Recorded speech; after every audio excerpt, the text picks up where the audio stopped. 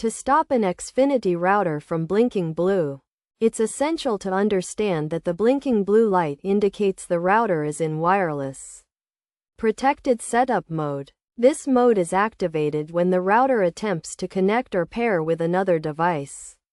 Fortunately, resolving the issue is relatively straightforward. The first step is to try activating the WPS on the router by pushing the WPS key, which should turn off the mode and fix the issue.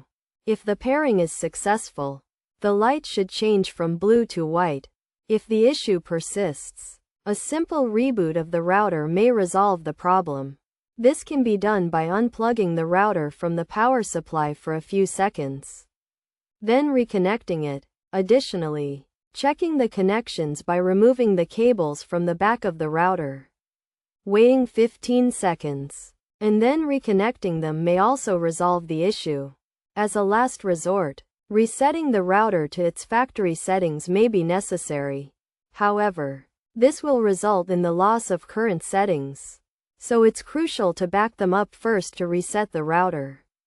Press the reset key for a few seconds, then wait a few minutes before attempting to pair the device again.